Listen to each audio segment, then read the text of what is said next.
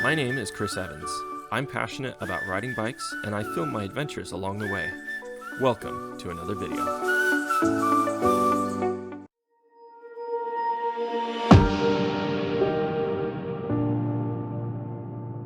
Journey San Francisco to San Diego is a 600-mile, one-week bikepacking trip that I have planned coming up in just 3 weeks. Pretty crazy. It's been sneaking up on me really fast. So I just wanted to make a quick video and explain the plan, the route, and the equipment real quick before I get started on this big trip. But before I do that, I just wanted to give a quick shout out and welcome the new subscribers to the channel. There's been several of you pouring in over the last few weeks, and it finally bumped the channel over 100 subscribers. So thank you very much and welcome. Let's talk about the plan.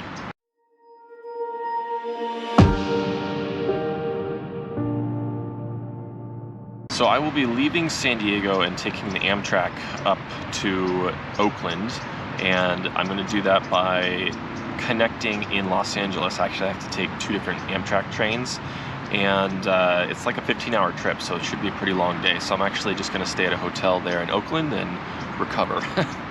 On the first full day of the official bikepacking trip, I'm going to be in Oakland, and I'm going to take the ferry over to San Francisco, do a quick little loop of the city just as a tourist, probably go down like Lombard Street or something fun like that, and then I'll be taking another ferry over to Sausalito, which puts me on the north side of the Golden Gate Bridge, which in my mind is where the trip really begins, is on the north side of the Golden Gate Bridge.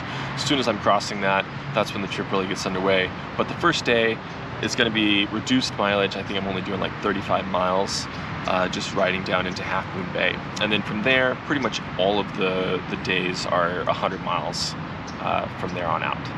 I have planned stops in Half Moon Bay, Monterey, San Simeon, Lompoc, Ventura, and Long Beach. And those are kind of fluid. I've only booked a couple of hotels around the San Francisco area to get the ball rolling, but I wanted to give myself some flexibility in case something happened one day and I maybe didn't make as much mileage as I wanted to, or maybe I'm feeling really good and I'm going to do more mileage and I want to push a little bit further to the next town. So I think I'm going to just do that and pick up the hotels on the fly, and that'll give me a little bit more flexibility and won't make me feel quite as rushed, because I've definitely learned from my bikepacking trips that I do not care to feel rushed or feel like I have to get somewhere at a certain time. So I'm excited to do it this way, and it should be a lot of fun. As far as accommodations, well, I'm just hitting the cheap hotels. There's absolutely nothing fancy. There's no 4-star resorts on this trip. I'm actually pretty stoked to not be camping for a change. I've enjoyed the camping aspect, but I'm actually really excited to do this as a credit card bikepacking trip for a change and to experience it that way. So just doing super cheap hotels, whatever's available, whatever looks seedy and super cheap is what's on the plan. I have taken daylight hours, available daylight hours into thought, because I'm going to be on the other side of daylight savings time, so I'm only going to have about 11 hours of daylight, which should be perfectly fine for what I'm doing. I'm not concerned necessarily about running out of daylight, but I definitely am bringing some lights just in case something unforeseen does happen and I get caught out in the dark. I don't want to not have lights at all, so I'm definitely bringing some big lights, and it should be fine. Let's talk about the equipment.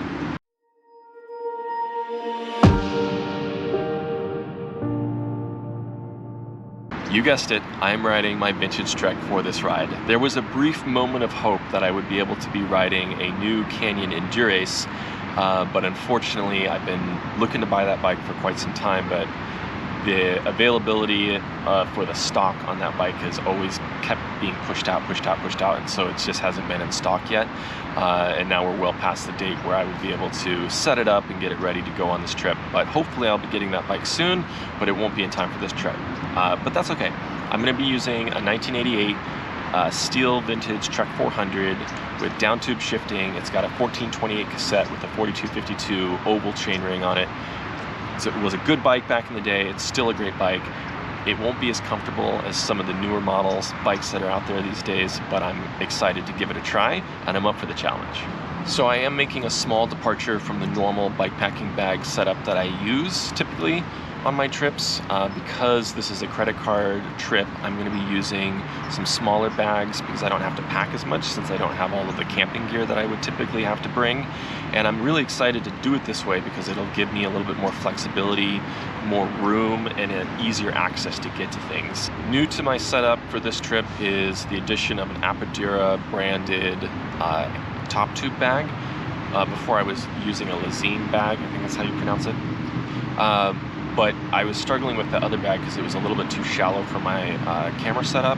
And I really like this Apodura bag because it zips from the back to the front, which allows me to kind of lock that camera into the bag and prevent it from falling out, because I have struggled with that in the past. Also new this time is the addition of a bike lock, something I am definitely not a fan of and I do not use, and I have not really used previously.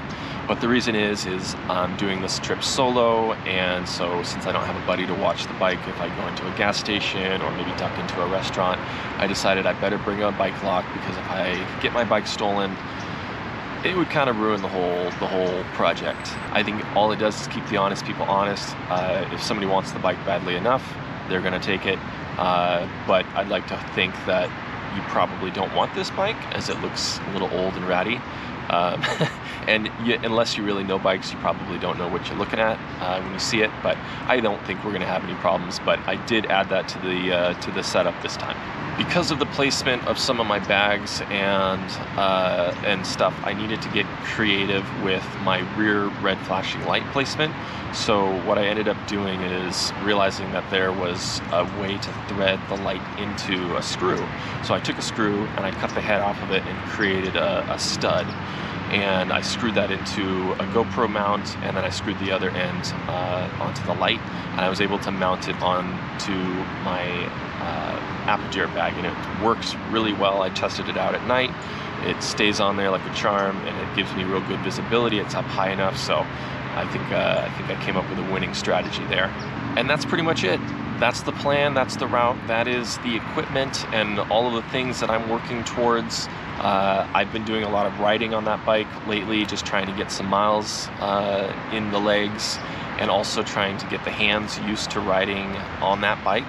I have a Peloton at home that I could be doing more structured training on, but I wanted to do as many rides as I can on that bike before I go, just to kind of toughen up the body and get it used to a long time in the saddle for that ride. I do have some concerns about the hands holding up. You know, I think I might be facing some blisters along the way, so I'm going to bring a few band-aids and things to plan for that. But it should be interesting. I'm definitely up for the challenge. I'm excited. I know that this bike will do perfectly well on this trip, and yeah, that's where I'm at. So I normally post like a video a week on this channel, but because I've been so focused on this trip and getting ready for it, I really haven't been doing a whole lot of exciting rides, just training rides, which to me don't make great YouTube content, and I'm not really interested in sharing those training rides. So you'll probably won't see another video from me until I go on that trip. We'll see, I'm not sure yet. But certainly after the trip, I'll have a handful of videos from that trip to share with you all, and that should take us up to the end of the year, where I will be tackling the Rafa Festive 500 this year. Again, it's my third year doing that. I really have a lot of fun doing that. That's when you ride 500 kilometers between Christmas Eve and New Year's Eve. And it's a fun challenge, and I'm looking forward to that as well. So that's all I have for you today. Thanks for tuning in, guys. Welcome new subscribers, and I'll see you all in the next one.